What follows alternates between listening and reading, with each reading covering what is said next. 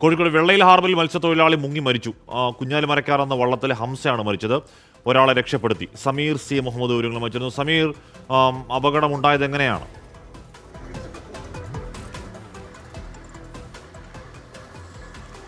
ഹാഷ്മി, ഇന്ന് പുലർച്ചെ മത്സ്യബന്ധനത്തിന് പോയ വള്ളമാണ് അപകടത്തിൽപ്പെട്ടത്. മീൻ കയറ്റി വലിയ വള്ളത്തിലേക്ക് അത് മാറ്റുകയായിരുന്നു. അതിനിടയിലാണ് കടൽക്ഷോഭത്തെ തുടർന്ന് ഇവിടെ ഈ വള്ളം മറിയുകയും അതിലുണ്ടായിരുന്ന 2 പേർ കടലിൽ അകപ്പെടുകയും ചെയ്തത്. ഞാനിപ്പോൾ നിൽക്കുന്നത് വെള്ളയിൽ ഹാർബറിലാണ്. നമുക്കിപ്പോൾ ദൃശ്യങ്ങൾ കാണാം. ഇതിൻ്റെ മറുഭാഗത്തായിക്കൊണ്ടാണ് ഈ അപകടം ഉണ്ടായിരിക്കുന്നത്.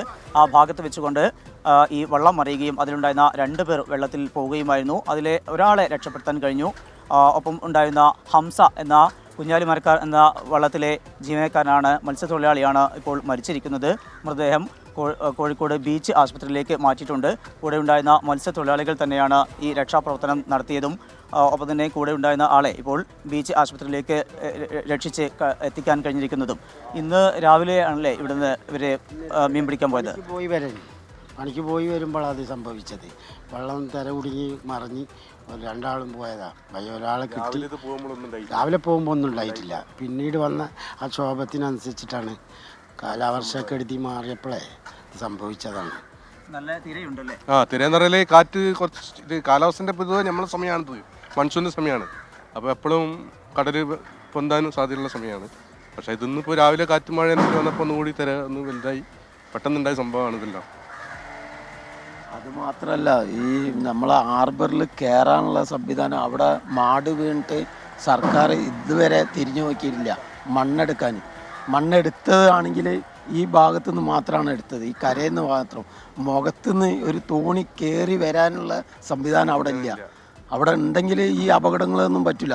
ഇവിടെ നിന്നാണ്, മുഖത്തു നിന്നാണ് സംഭവിക്കുന്നത്. അപ്പോൾ ഇത് സർക്കാർ വളരെ മോശമാണ് നമ്മളെ കടൽ തീരത്ത് ചെയ്യുന്നത്. കുറേ ഹാർബർ എടുത്തിട്ടിന് അതിനൊന്നും സുരക്ഷിതമില്ല.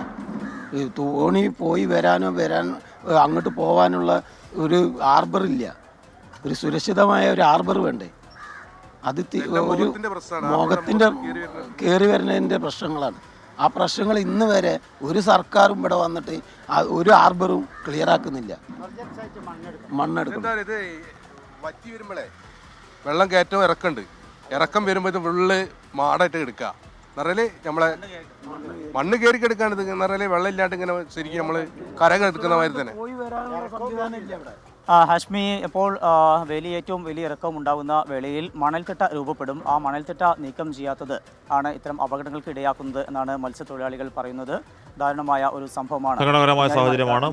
ഒരാളെ രക്ഷപ്പെടുത്തി, ഒരാളുടെ ജീവൻ പോവുകയും ചെയ്തു. ഹംസ എന്ന മത്സ്യത്തൊഴിലാളിയാണ് മരിച്ചത്.